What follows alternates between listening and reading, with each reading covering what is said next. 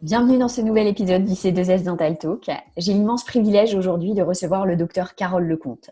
Alors, Carole est un chirurgien dentiste spécialisé en chirurgie orale, reconnu au niveau national et international pour son excellent niveau technique. C'est avec beaucoup d'énergie, beaucoup d'enthousiasme, beaucoup de passion qu'elle nous partage son histoire, son expérience, comment elle en est arrivée à exercer ce métier formidable de chirurgien dentiste spécialisé en chirurgie orale. Quelles ont été ses décisions, quelle a été son évolution, quelle est sa vision des choses, sa vision de notre profession, de son métier. Elle nous partage vraiment énormément de son expérience et tout ça avec beaucoup d'humilité.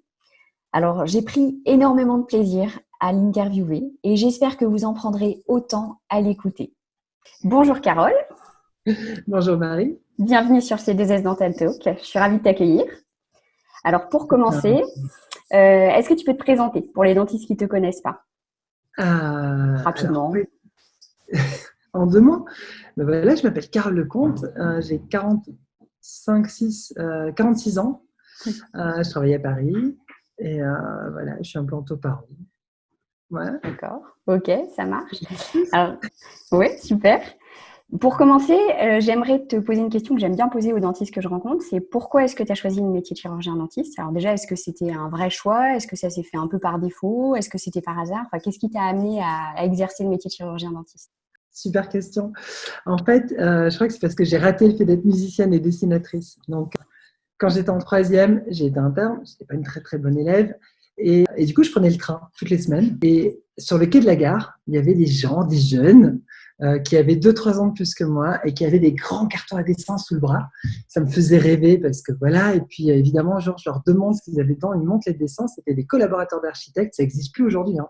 Aujourd'hui, ils font tout en 3D, machin. Ouais. À l'époque, ils travaillaient avec des encres liquides, des aquarelles, des stylos rotring, enfin, plein de choses comme ça. Et moi, je trouvais ces perspectives, ces dessins juste magiques. Et je rêvais de faire du dessin. Du coup, j'aurais voulu faire illustratrice. Et à côté, j'adore la musique. Et du coup, étant née dans le commun, j'ai une petite campagne trop mignonne à côté de Toulouse. Mais du coup, en grandissant, je voulais faire les beaux-arts. On m'a expliqué que les beaux-arts, c'était pas un métier et qu'il fallait un vrai métier. Et voilà. Je pense qu'il faut rajouter à ça, comme plein de gens, un petit manque de confiance en soi et le besoin d'être aimé. Hein, je crois que c'est un bon mélange. Ça a stimulé beaucoup, beaucoup de gens sur cette planète. Je suis partie des gens que ça a stimulé. Et du coup, j'ai eu besoin de me rassurer aussi en faisant une formation normale, un vrai parcours de fac. Et en fait, je n'étais pas une bonne élève, j'aimais rien. En fait. Du coup, je ne savais pas quoi faire. Et le médical me passionnait et je n'avais pas la foi en moi, je n'avais pas confiance, je ne pensais pas que je pouvais réussir à faire médecin. Voilà.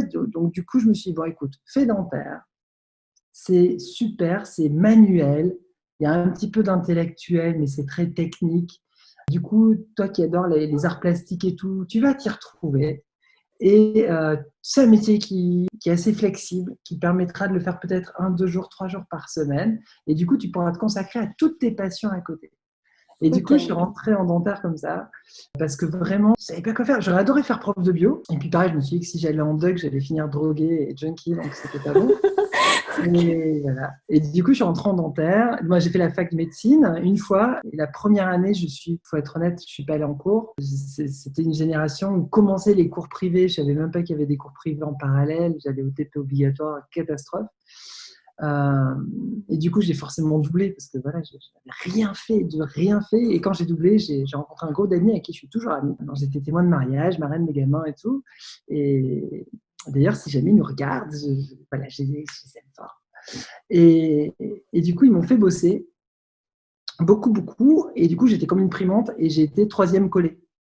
D'accord. Et quand tu es 3e collée, c'est génial, on te donne l'équivalence d'UGB, le truc où je ne voulais pas aller pour ne pas finir droguée, hein, je te rappelle. Et sinon, tu as le droit ils autorisaient les 8 premières personnes collées à tripler. Et du coup, j'ai eu cette chance extraordinaire d'être en fait une vraie fausse triplante ou doublante, enfin, tu me mets comme tu veux.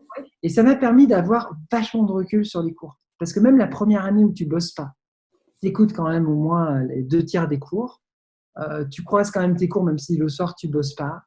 Et du coup, il se passe des trucs dans ton cerveau. Quand tu primes, quand tu doubles réellement, et que là, tu te mets un peu à bosser avec les copains entre deux soirées guitare, hein, parce que c'est Oui, quand dommage que même. tu m'interviewes moi. En fait, il faudrait interviewer mes amis qui ont des gros dossiers bien plus passionnants à raconter sur moi, beaucoup plus drôles. Je raconterais que le soir, c'était plutôt les Beatles et tout ce que j'ai pu massacrer à la guitare jusqu'à 22 heures. Et à 22 heures, ils me disaient, poste ta guitare, travaille. Voilà, donc ça, c'est quand je doublais. Et quand je faisais pas ça, j'allais faire de l'escalade. Donc c'était déjà drôle. Mais ça m'a permis du coup de bosser un peu, parce que j'étais troisième collège, j'avais un petit peu travaillé. Et du coup, ça m'a obligé à refaire une année. Et là, j'ai eu un petit côté au fond de moi, un petit bout de fierté, qui avait deux options. C'était soit je lâchais prise complet et j'allais faire de l'art, les arts plastiques et tous mes rêves. Parce qu'en fait, quelque part, je crois que j'ai presque essayé de s'aborder pour Oui. m'obliger à faire ce contre quoi c'était pas forcément admis à la maison et par un tel. Et puis en même temps, sublimer ça et donner du sens aux années passées. Cette première année de médecine, qui est une année géniale, parce que la première année de médecine, tu prends de l'anatomie, de l'histologie, de la biologie cellulaire, moléculaire, tu découvres plein de choses de la vie, de la culture générale. Je me souviens de plein de choses, j'ai des très très beaux souvenirs. Et là arrive le concours, où très honnêtement, même 15 jours avant, j'étais pas la plus prête du monde. Et genre, j'étais du genre à travailler jusqu'à 2 secondes avant de rentrer dans la salle. Dernière minute. Je continuais encore à lire avant de rentrer dans les énormes halls de la salle des expos où on passait les examens. Et là, premier jour, histologie, 20 sur 20, biocell, 20 sur 20, biomol, 20 sur 20. Enfin, le premier jour, je crois que j'ai eu sur 4 matières, 3 ou 4 20 sur 20. Ça m'a fait vachement plaisir, parce que tu sais quand tu sais, en fait. Oui, oui, oui. Bon, les années d'avant, je savais que je ne savais pas. C'était des QCM encore, c'est ça? Tu pouvais connaître les Les réponses. QCM, ouais. Et du coup, et ça a été vraiment bien, parce que je me suis rendu compte que j'étais capable, en fait, et je ne savais pas. Et ça, c'est un vrai problème, par contre. Tu vois, il y a beaucoup, beaucoup de gens sur Terre qui arrivent au bac et qui ne savent pas pourquoi ils arrivent au bac. Avec des profs, ils ne savent pas pourquoi ces profs sont profs, parce qu'ils n'ont aucune passion pour enseigner rien du tout. Ils sont là pour être dans une éducation, un formatage social ignoble, alors que l'école, c'est le terreau du partage, c'est le terreau où normalement on crée des liens, on fabrique une équipe. Et on sait très bien que un cabinet sans assistante, ça ne marche pas. Une équipe de foot sans attaquant, sans goal, ça ne marche pas. Et dans une classe, il faudrait déjà faire comprendre aux gens que personne n'est doué et en art plastique, et en sport, et en philosophie, et en maths, et en biologie. C'est pas vrai, parce que ça ne demande pas les mêmes choses au cerveau. Et du coup, quand tu écoutes des personnes comme Idrissa Berkane, qu'il ne faut pas idolâtrer, mais quand même quelqu'un d'important aujourd'hui, et toutes les personnes qui ont fait de la neuroscience avec lui, moi, j'avais énormément travaillé les neurosciences pour ma thèse, parce que voilà, j'ai travaillé sur l'empomnésique, sur la mémoire, sur les voies de la cognition, pour faire un support didactique d'anatomie, en fait. Donc, je me suis dit, si tu veux faire de l'anatomie, mais au lieu de faire d'anatomie, t'intéresser qu'à l'anatomie, intéresse-toi à qui va lire ou qui va regarder ce que tu fais. Parce que si tu ne sais pas comment marche un cerveau, tu ne sais pas comment il va falloir lui formuler les choses. Du coup, c'est évident. Donc, l'enseignement devrait se mettre au niveau des gens qui doivent recevoir, en sachant qu'ils sont multiples. Et les enfants zèbres, comme on appelle, ils sont ni intelligents, ni cons, ni génies, ni fous. Ils sont juste avec une intelligence qu'on peut exploiter et amener très loin si on ne les perd pas. Et la majorité sont perdus quand même. Moi, c'est pas à moi de dire si j'étais zèbre ou pas. Ce qui est sûr, c'est que je suis passé à côté de l'école et j'ai commencé à apprendre après la thèse. C'est-à-dire, je suis allée à la fac parce que je ne savais pas quoi faire. J'ai eu le bac avec 10, je rentre en première année en triplant. Alors certes, après, je suis la première à choisir dentaire, je suis 13e sur 1500, ce que tu veux, mais tu triples, tu as zéro mérite par rapport à un primant qui finit dans les 40 premiers. Il faut rendre à César ce qui appartient à quelqu'un qui a une plasticité cérébrale qui fait qu'à 18 ans, il a une maturité pour intégrer les concepts nouveaux d'une P1 et finir dans les 40 premiers sur 700, 900, 1500 en primant, sachant que dedans, il y a déjà 400 doublons au minimum, c'est qu'il est quand même super brillant. Et ça, c'est une intelligence, par exemple, que je n'ai pas du tout. J'admire ça. On admire toujours ce qu'on n'a pas. Donc moi, voilà, je suis fan des personnes qui ont cette capacité rapide à au moins retenir. Après, moi, la chance que j'ai eue, c'est que j'étais assez bête pour ne pas retenir en lisant une fois. Mais ça m'a obligée à être assez intelligente pour comprendre, et c'est en comprenant que j'ai pu retenir. Ce qui est génial, c'est que ma première année, c'était en 92, on est Ouais. quelques années après, d'accord? On ne va pas calculer, mais Non, non. 40. Et ces années après, je me souviens de toutes les choses essentielles. J'ai tout de suite fait des liens entre voilà, la biophysique, la biocède, l'histologie. Aujourd'hui, je fais beaucoup d'activités outdoor, etc., je me souviens de plein de cours de thermodynamique qui ont du sens et qui me permettent de comprendre aussi bien des fois de la pharmacologie que ce qui va se passer dans le chaos du déplacement aléatoire de chaque parapentiste quand on est dans une grappe de volant le long d'une falaise, parce qu'à l'échelle individuelle, c'est du chaos, à l'échelle du groupe, c'est un fluide, c'est un flux, et tout ça, ça se comprend. Et en fait, souvent, on veut faire croire, c'est comme les gens qui lisent un bouquin et qui vont le lire en diagonale, ils sont très fiers, ils vont dire, ah, moi je lis 3 bouquins par semaine. Et tais-toi quand tu lis 3 bouquins par semaine. Tu ne peux pas les comprendre. Et le mec, il a mis 1 an pour écrire son bouquin. Chaque phrase, quand tu la lis oralement, tu ne peux pas aller à plus vite qu'une certaine vitesse. Si tu lis en diagonale, tu perds la poésie, tu perds l'entreligne. C'est en diagonale, un chapitre devient un sens, une direction, une intensité. Tu vas noter les grandes idées. Si le but, c'est de faire le malin en soirée et balancer comme la confiture sur une tartine tout ce que tu as pu retenir en diagonale de ça, c'est bien parce qu'en plus, au fait de le ressortir, on va faire que tu l'imprimes mieux. Donc, tu vas paraître encore plus brillant. C'est magnifique. Mais à l'arrivée, qu'est-ce que tu as compris de la poésie du bouquin que tu as lu? Est-ce que tu as pu prendre le temps d'avoir du recul dessus? Et ça, c'est quelque chose qui, moi, me fait vachement peur. C'est-à-dire qu'on est dans des études où les gens, quand ils finissent les études, ils ont déjà oublié les 3/4 de ce qu'ils ont appris. Ah oui, bah ça c'est certain. Je pense que tu dois être la première que je rencontre qui a bien aimé sa première année déjà. En plus, on avait 3, donc chapeau. Parce Mais que je peux il les faut quand dire. même, il faut quand même avoir envie de persévérer pour aller jusqu'à 3 premières années de médecine. Et oui, enfin moi personnellement, il y avait beaucoup de cours que je trouvais très très intéressants, mais au-delà de ça, ça restait une première année de médecine avec une quantité d'informations à engranger. Et puis du coup, c'est vrai que je C'est ne clair, moi, garde je me pas moquais du un souvenir concours. excellent. Tu Ouais, vois, c'est moi, je ça. me moquais du Ouais, concours. ouais, En c'est plus, ça. ma vie n'était déjà pas là. Donc, Oui, c'est ça. Puis ton plan, c'était quand même de saboter ton concours pour pouvoir aller faire c'était de la ça pour musique, faire le j'ai compris. concours. La musique et des tableaux et tout ça. Ouais, ouais. Et ça a été mon premier échec, c'est de réussir. C'est horrible. Hein. Ouais, ouais, non, mais c'est un parcours un petit peu différent, mais c'est tout à ton honneur quand même d'avoir persévéré déjà pour aller jusqu'à 3 fois, et puis en plus d'avoir trouvé ta méthode de travail, parce qu'en fait c'est ça, comme tu dis, chaque étudiant fonctionne de façon différente, et il faut trouver son fonctionnement et la façon dont sa mémoire fonctionne. Donc c'est vrai qu'il y en a qui vont lire et qui vont retenir d'emblée, et puis d'autres effectivement qui s'ils ne comprennent pas ne retiendront pas.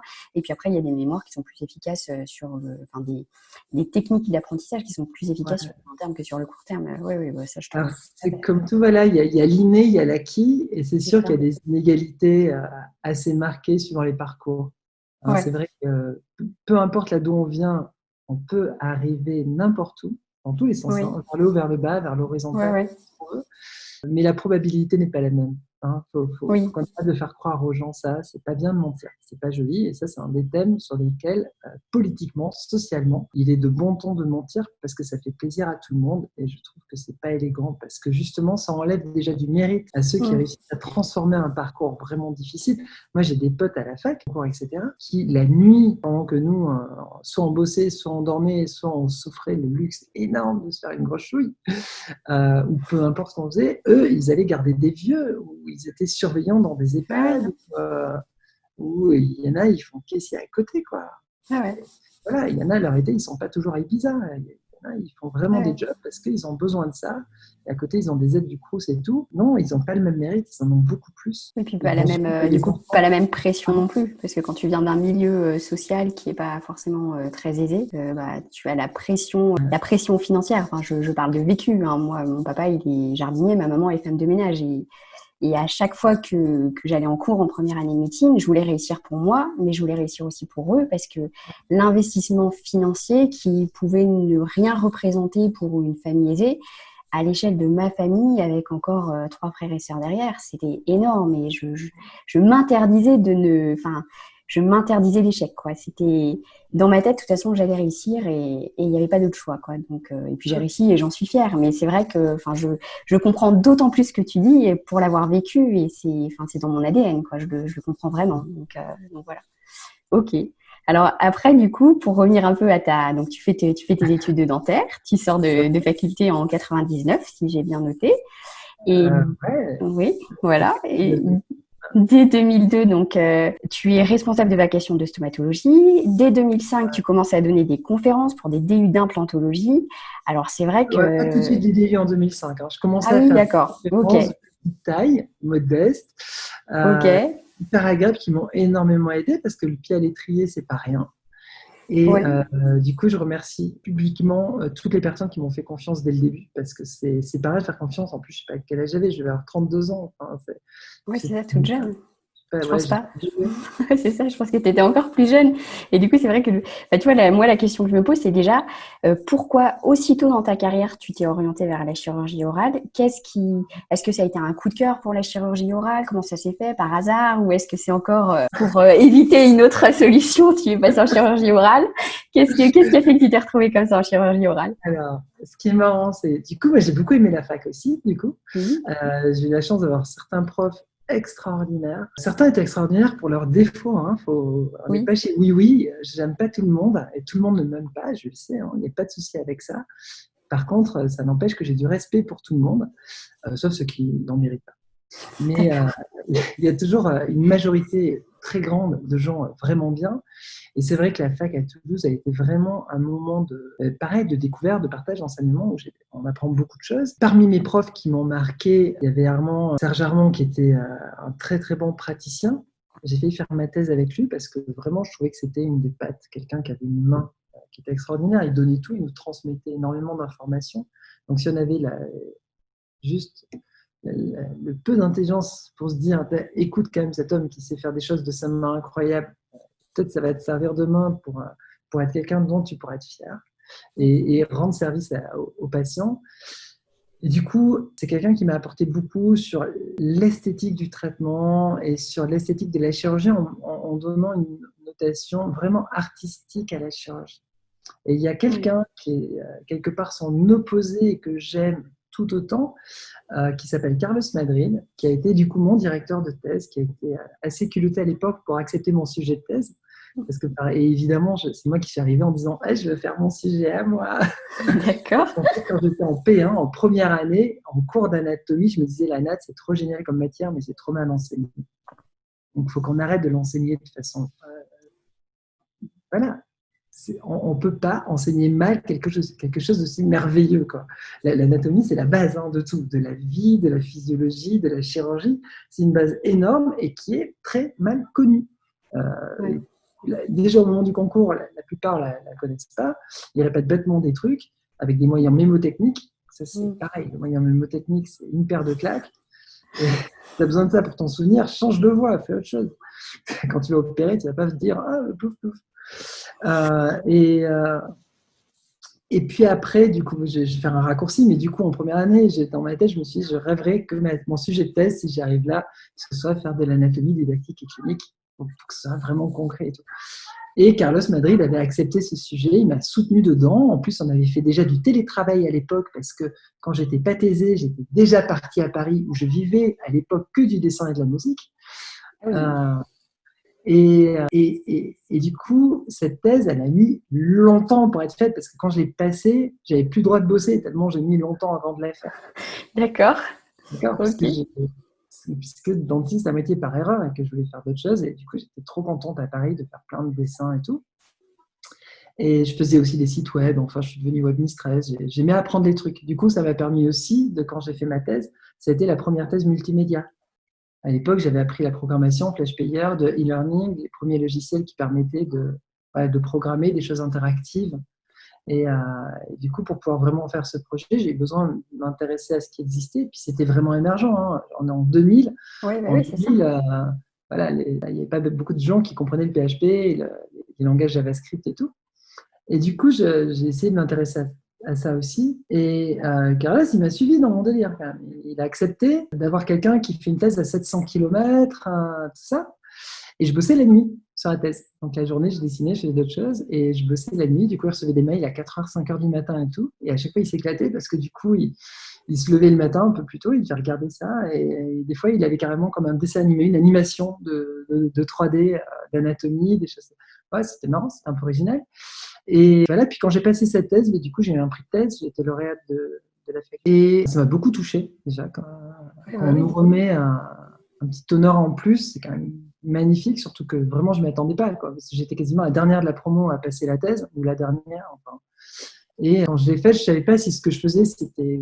J'avais vraiment fait pour moi, en fait. Enfin, pour moi et pour la donner, et tout ça. Et voilà. Et ce qui est marrant, c'est que cette thèse-là, avec ce lauréat, et grâce à la générosité de Carlos Madrid, qui à l'époque était responsable scientifique directeur et le géniteur de l'OMSEM, l'Oral Master of Medical and Surgery, OMSEM, c'était un Master européen de chirurgie orale, de médecine et chirurgie orale. Mais du coup, j'ai été invitée à assister à tous les cours de l'OMSEM, donc qui était un postgraduate de chirurgie avancée où on a eu des super spécialistes géniaux. Et du coup, j'étais au fond de la salle, j'étais illégitime, ils avaient tous plus de 50 pratiques, ils étaient tous bardés de diplômes, ils avaient fait tous des lettres de motivation de 20 pages pour avoir la chance d'être de retenu.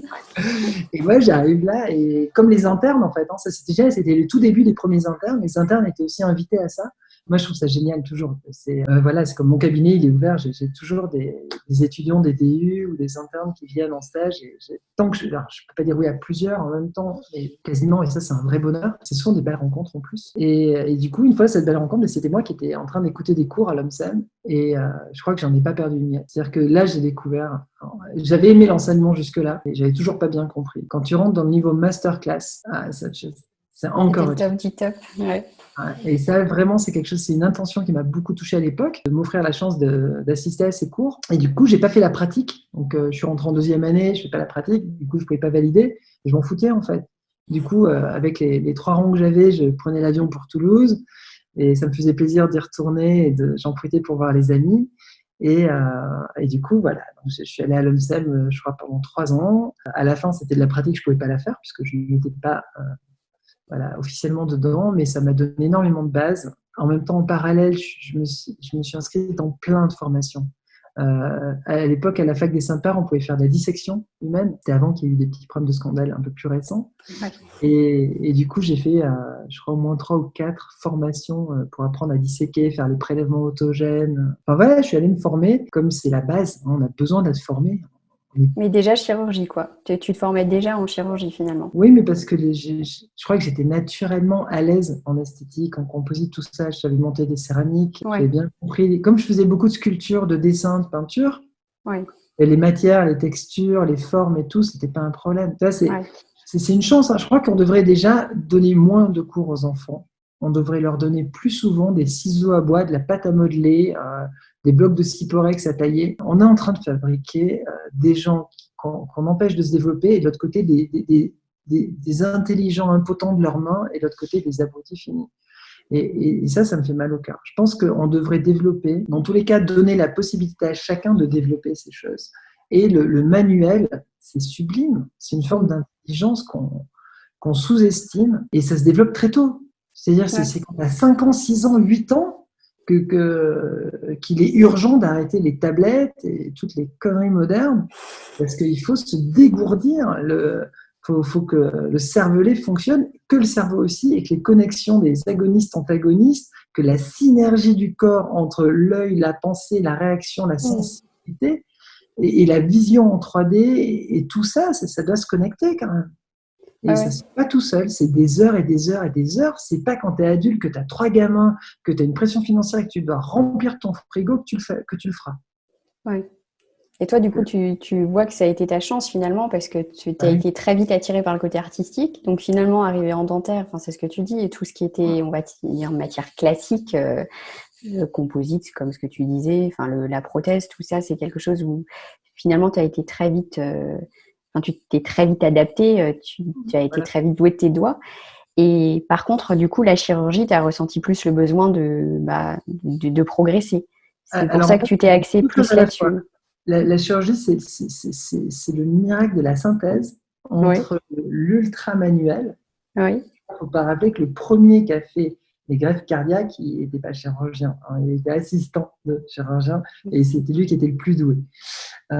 Et tu n'as pas besoin d'être chirurgien pour être doué de tes doigts, en fait. Et le plus doué, on sait très bien qu'on ne va pas le dire, mais on sait qu'il y a des prothésistes qui bosseraient mieux que des dentistes. On va pas le dire. Parce que c'est pas bien, mais c'est une réalité. Je veux dire, il y a des dentistes qui feraient mieux de faire de la théorie ou de faire je sais pas, des statistiques. C'est à la mode en ce moment. Voilà, on a un boulot, il faut être manuel, quoi. Donc, il y a une part, si tu l'as pas développé quand tu avais 6, 10, 15 ans, après, tu vas réussir à améliorer. Mais tu ne deviendras jamais un Dietschy, tu ne vas jamais devenir un Georges Coury, tu ne vas jamais devenir un talent. Parce que nous, des talents, que ce soit en esthétique, tu vois, Cyril Gaillard, ce qu'il fait, c'est merveilleux. Tu vois en gencive, tu vois, je sais pas, moi, en endo, tu as Yevgeny, Arnaud de Turmény. Moi, des génies, je vois des génies, des artistes en muco, tu vois, dans plein de domaines. Et je te disais, mais même en endo, hein, tu vois la patte des gens. Et d'ailleurs, il y a des fois, tu vois une endo, tu sais qui l'a fait. Tu prends Benjamin Cortès, on bosse pas du tout pareil, mais je suis fan. Tu vois, tu prends, je sais pas moi, le magnifique Dr Keller. Et voilà, c'est des gens qui bossent merveilleusement bien dans leur style et leur dextérité. Tu vas pas me faire croire qu'ils l'ont chopé à la fac. Par contre, l'université a permis de les élever. C'est pour ça qu'il ne faut pas niveler les gens, il faut se méfier. Homogénéiser la masse, c'est très bien pour le médiocre, c'est pas bien pour les esthètes. C'est le mythe de l'homogénéisation, c'est le rêve du coupeur de tête.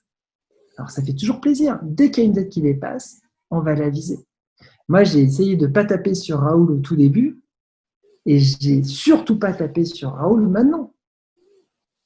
Parce qu'il a dit des conneries avant. Il a dit des conneries après. C'est pas la première fois. Il a dit des trucs géniaux.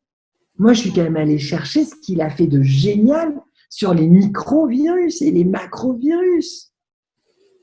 Et il a fait des travaux exceptionnels. Et alors, tu connais des gens qui disent pas de conneries quand ils ouvrent leur bouche? C'est ceux qui disent rien. Il y a des manques de modestie, il y a d'autres trucs. On peut critiquer le personnage. Tout ça, machin. Est-ce que tu connais un génie qui n'est pas un personnage? Un génie, c'est quelqu'un qui va sortir du lot. Tu choisis pas de l'être. Tu choisis pas d'être dans l'eau ou pas dans l'eau. Tu essayes juste d'être toi. Et après, le lot, c'est le niveau moyen. Donc les gens qui se réjouissent du moyen, c'est génial pour eux. Mais moi, je vois plein de génies sur des gens qu'on pourrait croire moyens qu'ils ne le sont pas du tout. Je vois beaucoup de choses moyennes chez des gens qui se prennent pour des génies. Et je suis parfois touchée par la sincérité de certaines personnes. Et ça, c'est quelque chose de beau et qu'il faut mettre en avant, je pense. D'accord, ça marche. Parlons, passionnée, Carole.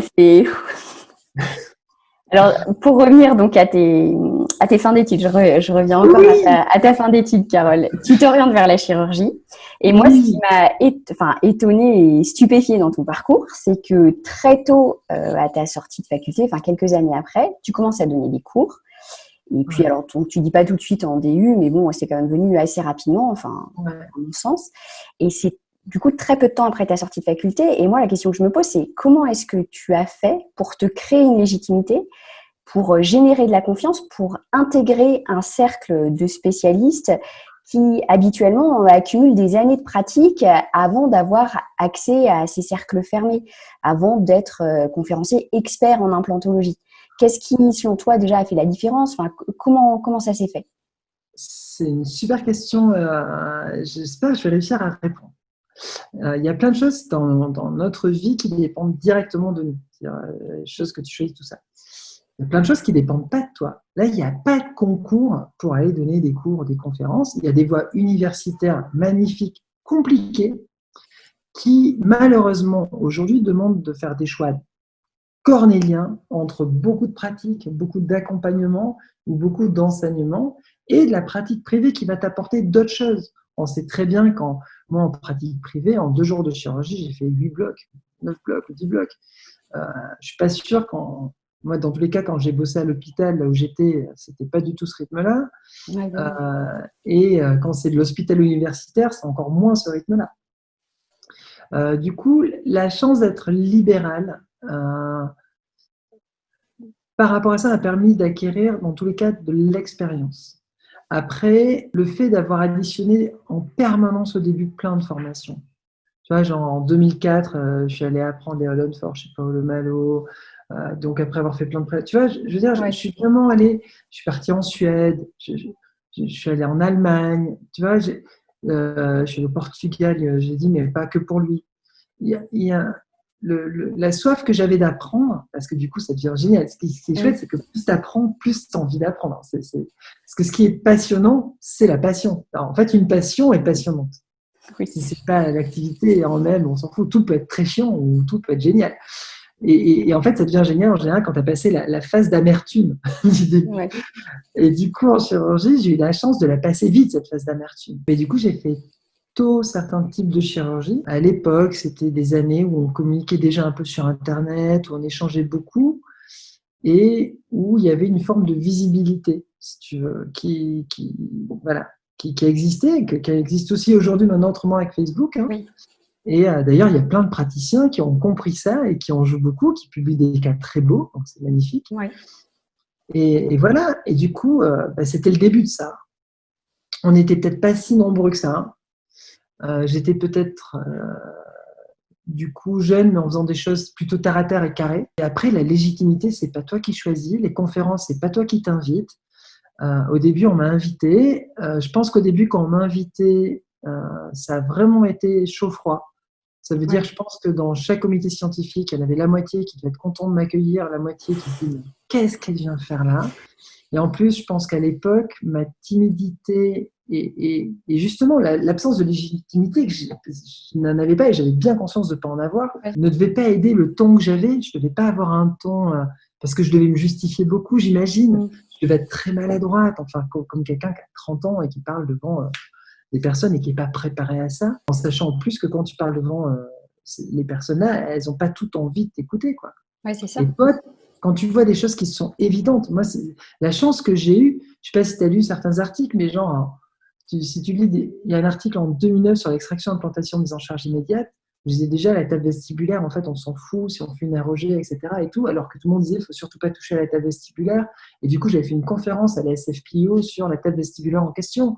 J'étais hyper provoque. Je veux dire, j'étais jeune et je provoquais, mais je provoquais dans le bon sens pour moi, puisque j'ai pas dit une connerie quand même, en fait. C'est-à-dire que là, on est plus de 10 ans après. Tu peux reprendre tous les articles que j'ai écrits. Sincèrement, j'ai pas un truc que j'ai tapé à côté. Et j'ai de la chance, parce que la probabilité pour que je dise une connerie était grande. Hein. Oralement, j'en ai forcément dit. Des maladresses, j'en ai forcément dit. J'ai forcément, de temps en temps, peut-être blessé sans le vouloir des gens. Parce que quand tu as quelqu'un, par exemple, qui bosse depuis des années avec un protocole, depuis 20 ans, quelqu'un qui mérite un respect immense, parce qu'en plus, il y a des résultats de dingue. Toi, tu arrives derrière, avec un protocole qui dit l'opposé. Et puis jeune. Puis donc moins d'expérience. Et toi, tu l'as fait, et toi, ton truc, il a 3 ans de recul. Ouais.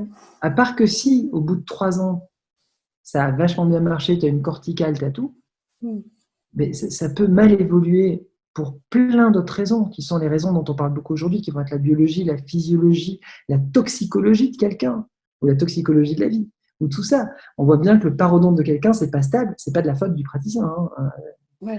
D'accord? Pas parce que tu as fait un compo sur une once et qu'après il y a un abcès paro sur la once. Et en fait, le problème, c'est par contre, si tu as fait un implant, tu deviens responsable de tout le patient. Ça, c'est un truc de fou, c'est qu'aujourd'hui, en termes de responsabilité, moi j'ai vu plus de 11 500 patients au cabinet. Entre 2005, je n'ai pas les stats d'avant, entre 2005 et maintenant, j'ai une moyenne de 12 à 15 chirurgies par semaine. Je travaille avec un certain nombre de correspondants. J'ai plus un seul patient à moi depuis très longtemps. Ça fait 10 ans que je fais que de la chirurgie. Du coup, ça en fait un nombre de chirurgies. Évidemment, j'ai des échecs, évidemment. Mais tout le monde parle des échecs tout le temps. Et les échecs, c'est 2%, c'est 3%.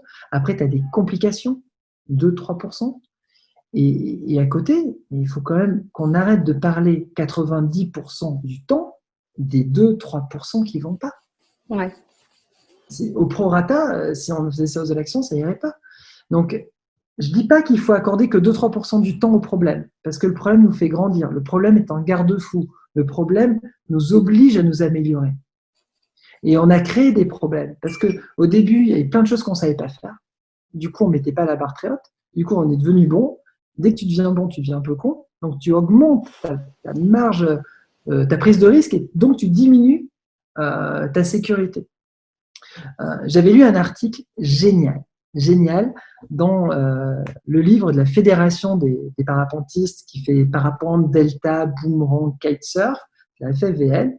Et il y avait un article, c'est à peu près il y a 2-3 ans, sur la prise de risque. C'est un article qui avait à peu près 15 ou 20 ans et qui avait été écrit à l'époque pour le deltaplane. C'est une discipline qui est engagée. Et on sait que le risque, quand tu vas commencer à prendre un risque, en vrai, le risque de problème, il est que de peut-être 1%. Toi, tu arrives, tu es jeune, tu as fait tes 3 sauts de deltaplane, tu es sûr d'être très très bon, parce qu'il t'est jamais rien arrivé, c'est normal. Ouais. Et parce qu'en fait, en vrai, la probabilité pour tomber dans les 1% tout de suite, elle est très faible. Du coup, tu dis que tes 99%, c'est tout ton champ de vision, le 1%, tu le réduis dans ta tête et tu vas commencer à prendre des risques. Tu prends des risques qui font que ce 1% devient 10%. Mais Ouais. toi, tu as toutes les chances d'être dans 90%. Du coup, ça se passe bien. Du coup, tu prends encore plus de risques. Et là, la probabilité va devenir gigantesque. C'est-à-dire que ta prise de risque fait que la chance que tout se passe bien devient nulle. Ça passe par tous les chirurgiens. Je veux dire, il n'y a pas une personne sur Terre, ça marche dans tous les domaines. Et c'est comme ça que tu as des gamins à 18 ans qui se tuent en bagnole. Ça n'a pas duré 6 mois. Ça peut arriver à un commercial en rentrant chez lui un vendredi soir à 18h30 à 15 km de la maison. Je veux dire, il n'y a pas de malin dans l'histoire.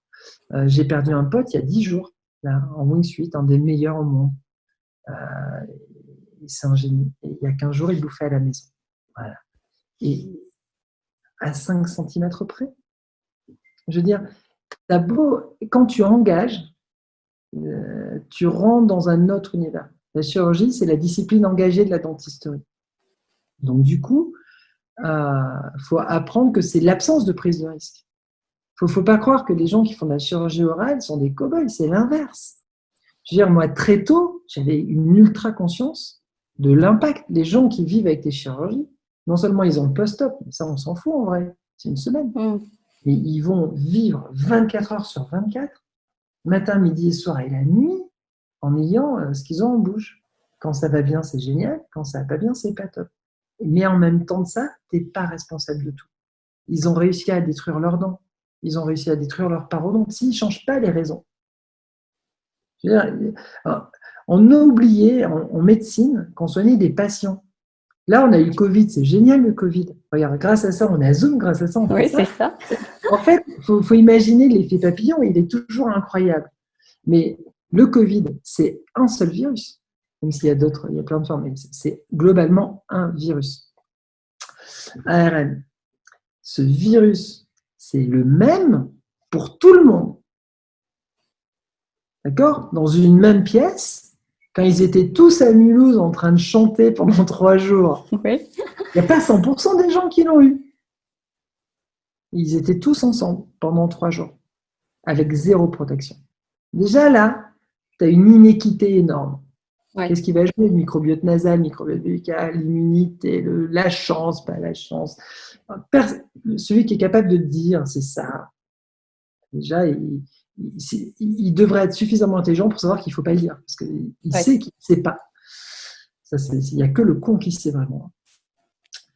Première chose. Deuxièmement, dans les gens qui ont attrapé ce virus, il y a quand même environ 30% des gens chez qui ça a fait rien. À peu près 30-40% des gens chez qui ça fait une grippette, avec un maux de tête, un maux de rein, et de la bobologie.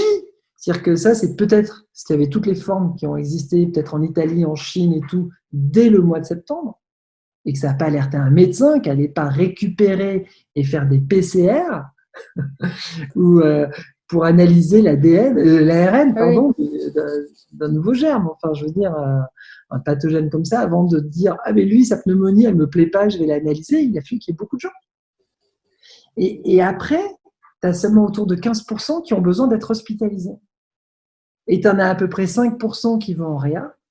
Et tu en as entre 10 et 80% en réa qui vont décéder suivant le stade de réa, l'endroit, le protocole, la région. Mais parce qu'il y a beaucoup de facteurs. On n'a pas tous les mêmes gènes, on n'a pas tous la même épigénétique, on n'a pas tous,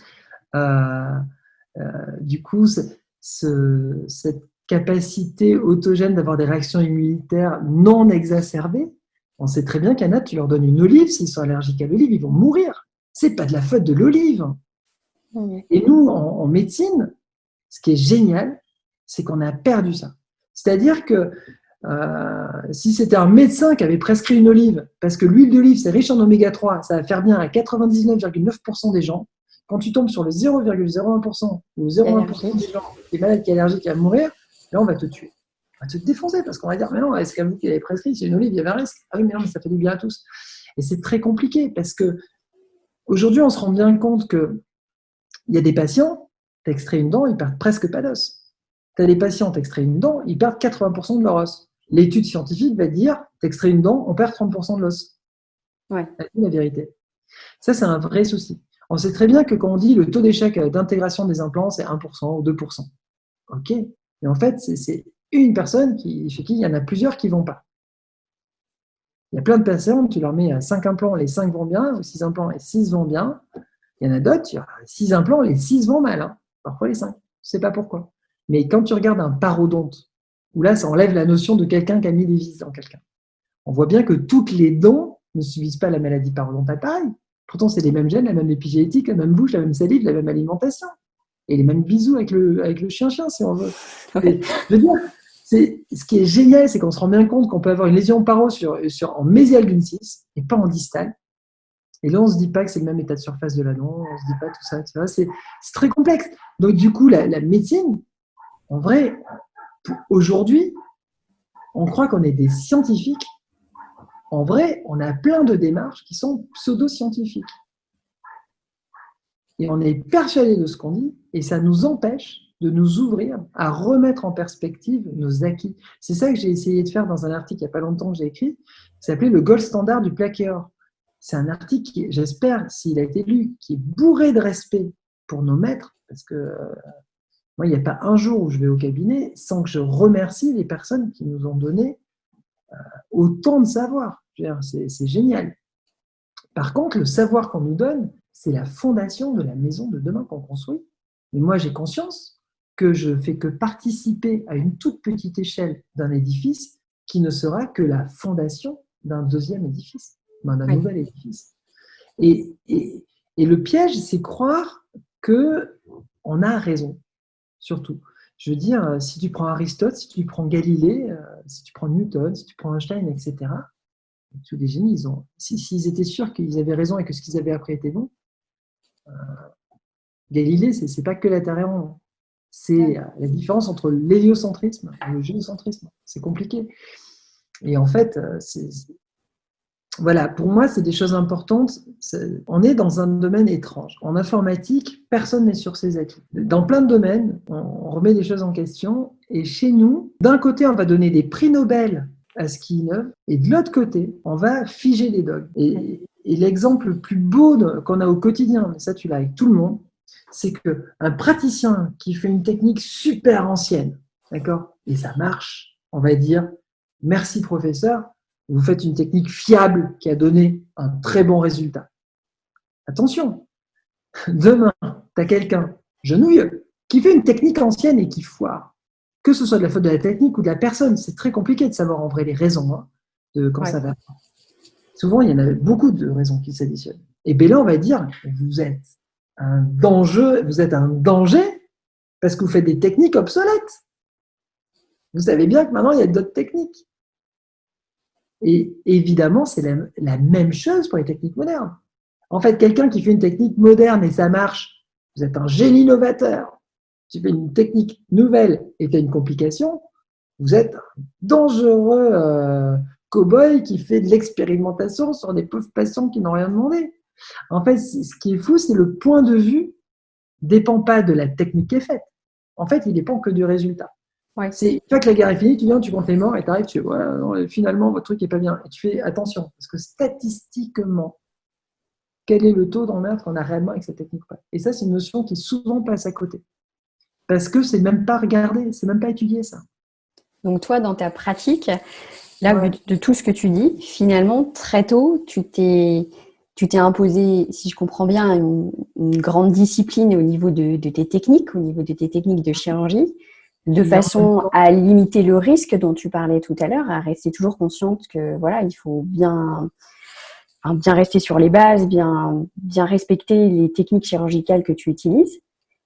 Et par contre, à côté de ça, ta démarche, ça a toujours été de remettre en question, entre guillemets, remettre en question les bases, finalement.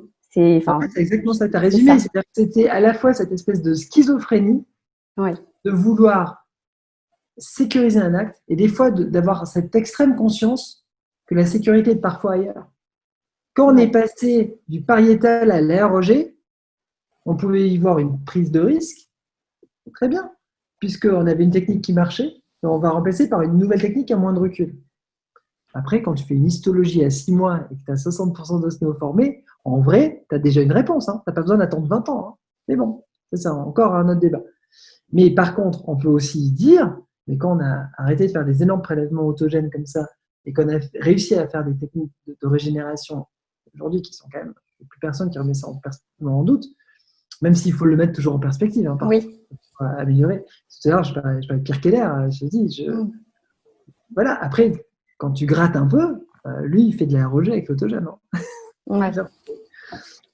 Merci Coury, hein, Fouad Asgoud. C'est voilà, il faut comprendre que. Mais à un moment donné, on pensait que la sécurité, c'était de prendre des blocs d'os et de visser le bloc. Hein. Ça nous paraissait solide. Tu vois ce que je veux dire? Ouais. Ce qui est fou, c'est que ce qui nous paraît être sécuritaire à un moment nous paraît être dangereux demain. Ouais. Ouais. Et ça, c'est très compliqué à accepter.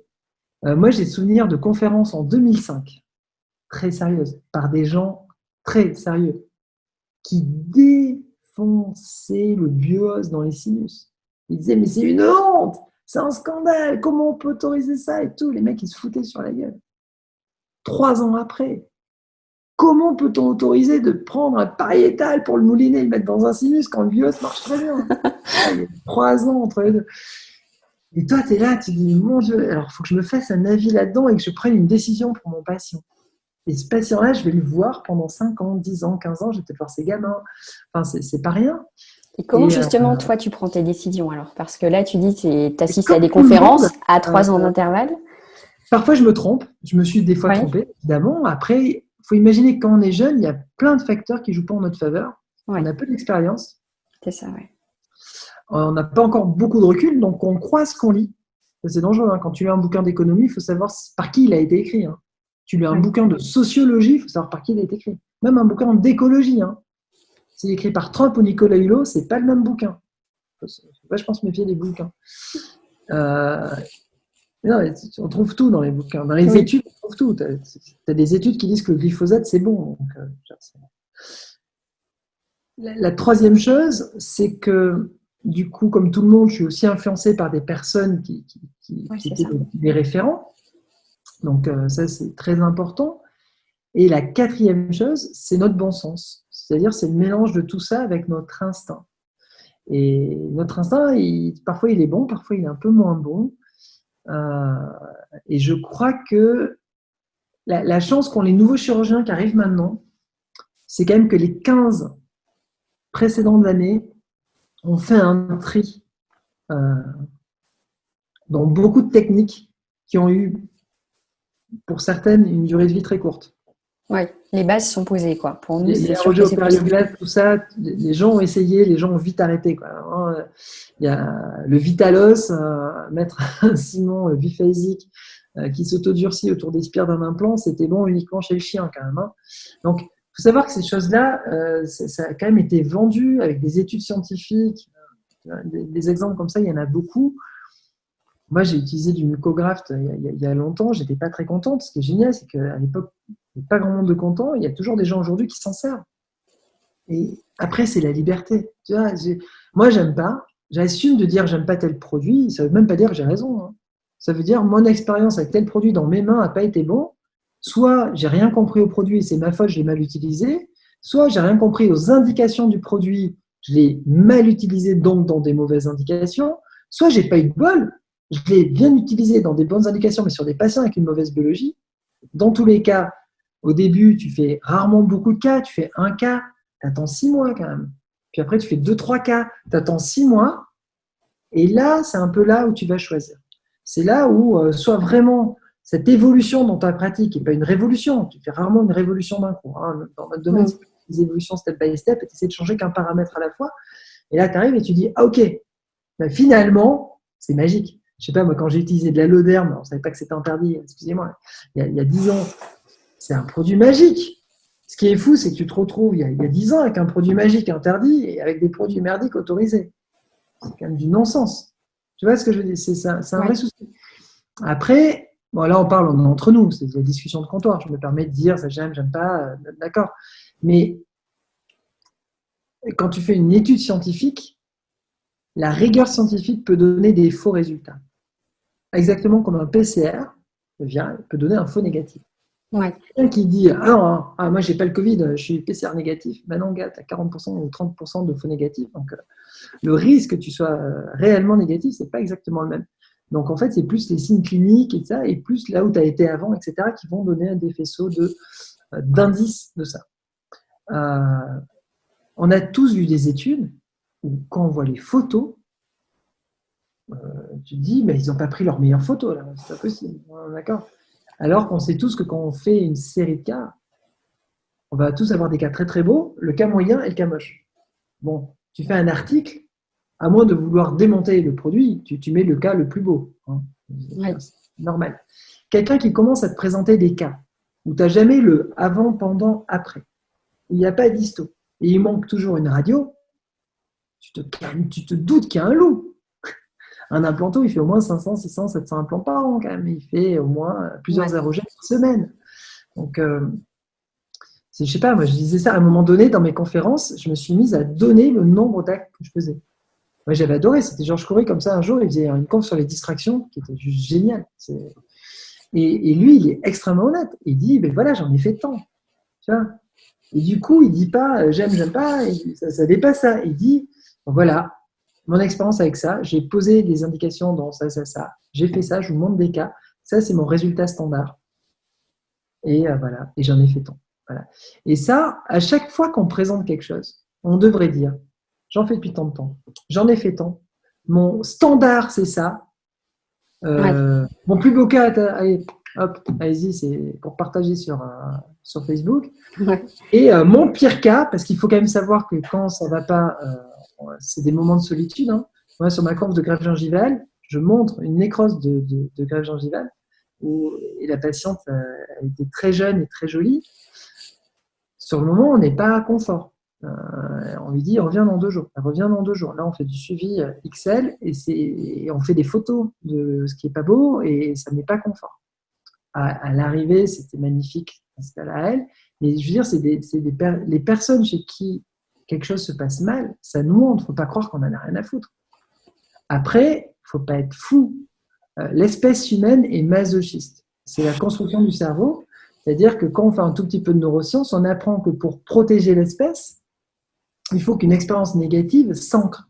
Elle va s'ancrer émotionnellement. Et vu qu'elle s'ancre émotionnellement, elle ne partira jamais. On a tous une rupture sentimentale ou une peur ou un truc comme ça qui va te marquer à vie alors que ça n'avait rien, tu avais 14 ans, c'était un flirt de 15 jours. Hein. Mais si l'émotion est là au moment d'un événement, ça prend une dimension qui, au niveau de l'empreinte mnésique, sera très présente. C'est pour ça qu'il y a des gens qui sont très dark, c'est pour ça qu'il y a des gens qui vont être dépressifs toute leur vie, c'est pour ça que ça marque le chemin de quelqu'un. Et c'est pour ça qu'il y a des dentistes qui sont freinés par certaines techniques. Ils testent, gros échec et c'est la catastrophe. Mais oui, et parfois heureusement. Parce qu'en fait, c'est un système de protection. Il y a une conférence, une TED Talks qui est sur ce sujet, qui est juste un délice, et où elle explique qu'en fait, tu ne vas pas à l'expérience positive, même si elle va te libérer de la dopamine, des endorphines, etc., il ne va pas y avoir une émotion aussi forte. Et du coup, ça ne va pas prendre la même place.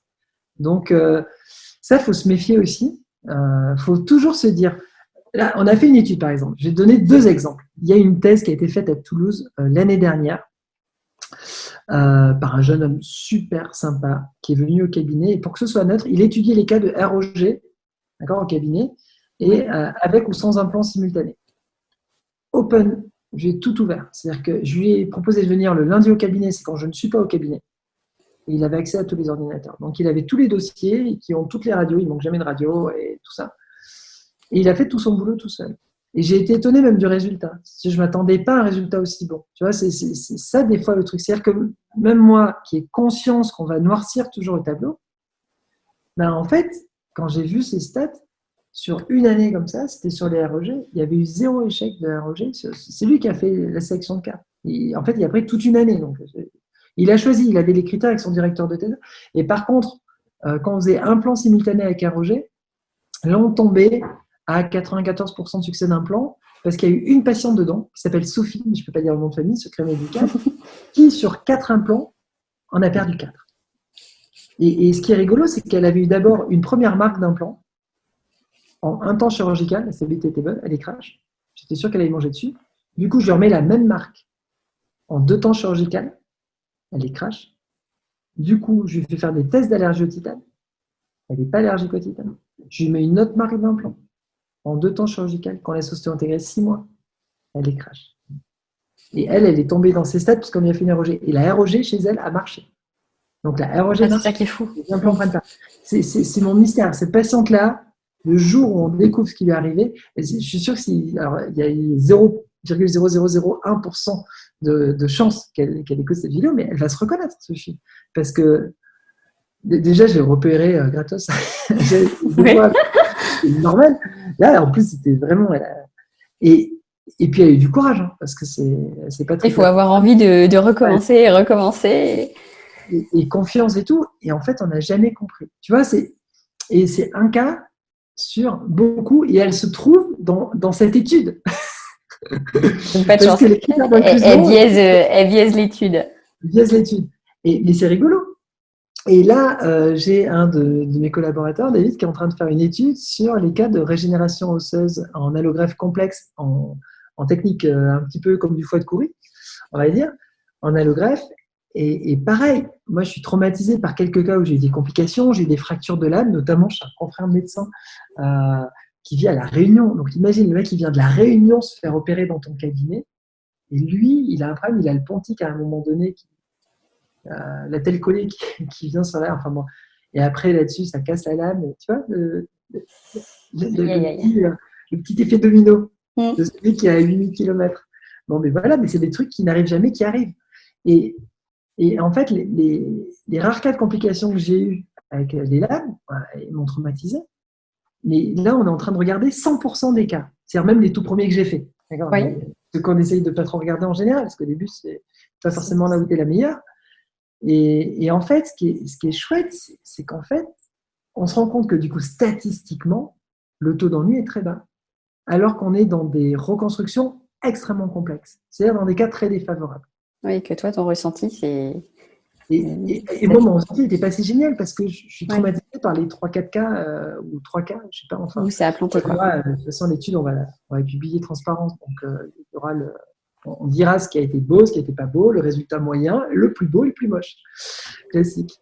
Et voilà. Mais ça, c'est juste en plus, toujours pas de la science. C'est que de l'expérience. C'est-à-dire, ça vaut pas grand-chose. Ça a une valeur géniale. Parce que genre, j'ai dû faire près de 2800 régénérations osseuses en allogreffe vivant.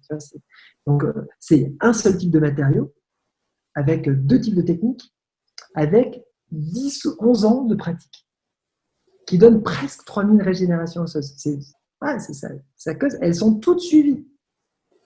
Tu veux. Moi, sauf les décès, mais oui. Sauf dedans, il y en a 3 qui ne doivent plus voir la tête. Mais globalement, il y a vraiment un vrai suivi. Et du coup, est-ce que ça a plus ou moins de valeur qu'une étude sur 15 cas? Tu vois, en fait, je pense que tout est important. Je pense que les études, j'adore les animaux, mais les études sur le lapin, elles nous apportent des fois des informations qui sont importantes. Après, je ne suis pas forcément à l'aise d'un point de vue éthique. Ouais. Après, il y a des personnes comme Caroline Boll qui font des travaux merveilleux. Je ne sais pas si tu la connais, mais c'est une praticienne extraordinaire qui est scientifiquement, c'est un régal.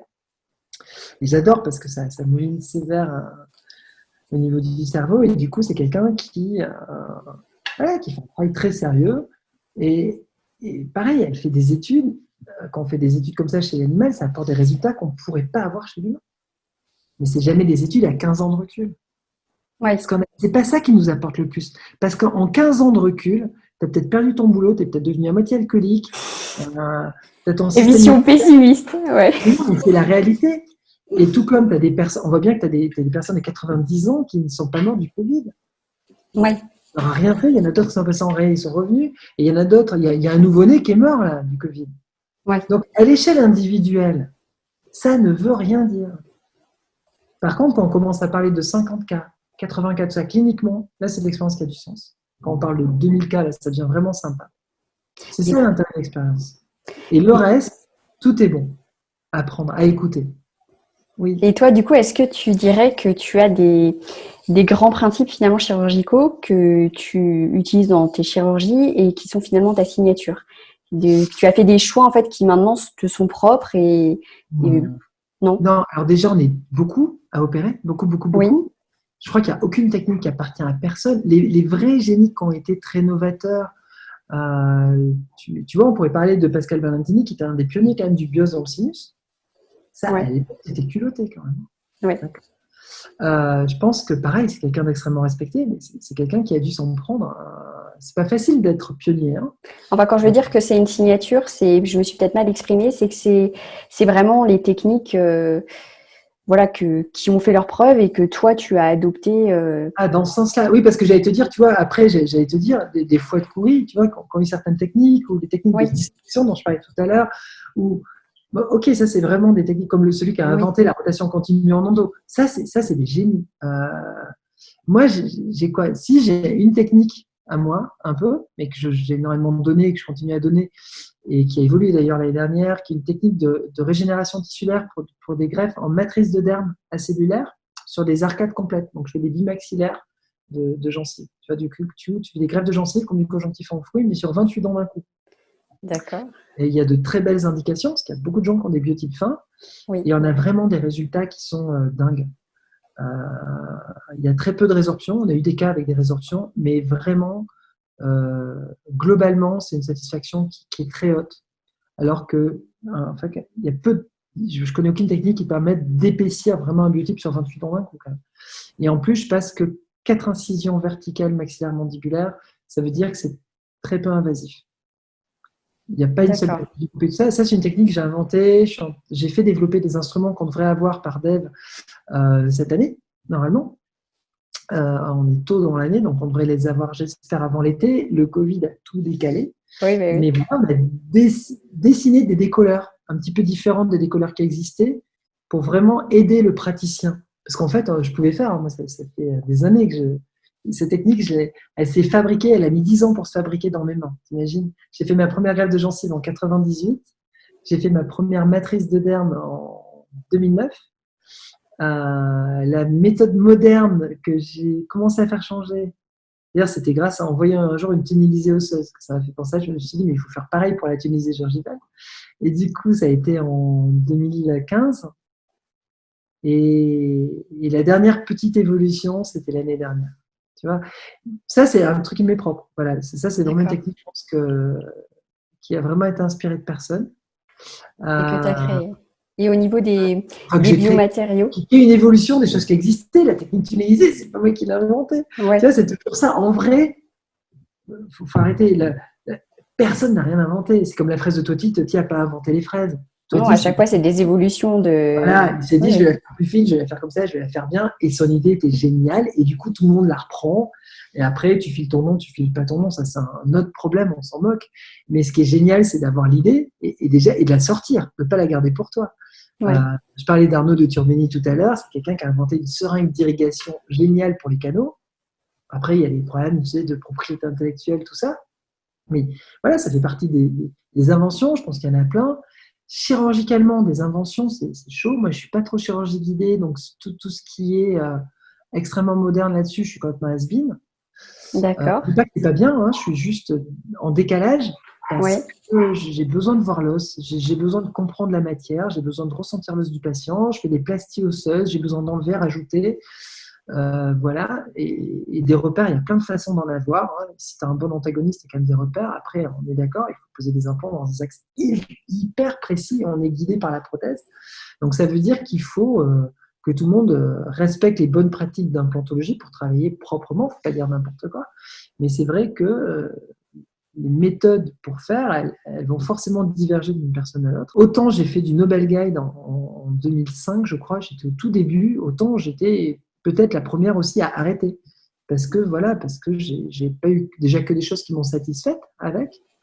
Je pense que ça a permis de faire progresser beaucoup de choses. Je pense qu'aujourd'hui, c'est probablement au point 1. Il y a plein de praticiens que je respecte énormément qui en font beaucoup. Oui, c'est ça. Ben, c'est ça qui est chouette, c'est que grâce aux pionniers qui ont dû essayer beaucoup de plâtre, voilà, il y avait Luc Gillot, moi j'adorais fort et qui nous manque à tous, qui fait partie de la SAPO, et du coup il a une magnifique relève. Hein. Il y a toujours Bernard, mais voilà, vous savez, tout ce il y a la relève, il y a Nicolas et tout. Et en fait, c'est des personnes qui sont fans de chirurgie guidée. Et pendant des années, je participais au symposium, ils savaient très bien que c'était pas mon truc. Mais c'est plutôt sain. Parce que le jour où tout le monde va vraiment penser pareil, qu'est-ce qui va se passer? On va stagner. Voilà, c'est pas que je suis contre. Je suis pas du tout contre. Je suis pas pour. Je sais pas si c'est clair. Si. Donc, voilà. Et après, pour comprendre le raisonnement de quelqu'un, il faut le voir opérer. Faut voir l'expérience. C'est l'expérience de quelqu'un qui va amener à la compréhension de quelque chose. On a chacun notre dextérité. On a chacun notre vision 3D. Et peut-être que ma dextérité, ma vision 3D me permet des choses que quelqu'un qui n'a pas ça ne peut pas faire. Merci à tous d'avoir écouté cette première partie de l'épisode avec Carole Lecomte. J'espère que vous avez pris beaucoup de plaisir et que vous avez hâte d'écouter la suite la semaine prochaine. Si vous avez aimé cette première partie, alors nous vous serions super reconnaissants. Je sais, je me répète, si vous alliez mettre une note sur Apple Podcast, sur YouTube, un petit commentaire, si vous alliez vous abonner sur Apple Podcast ou sur YouTube, ça compte énormément pour nous. Si vous voulez nous faire part de vos suggestions de thèmes ou de personnalités, alors n'hésitez pas à nous envoyer un petit message. Vous pouvez nous retrouver sur Facebook, sur Instagram, sur notre site internet www.c2sformation où vous retrouverez également toutes les formations que nous vous proposons. Je vous dis à très bientôt pour l'épisode 2 avec Carole Lecomte.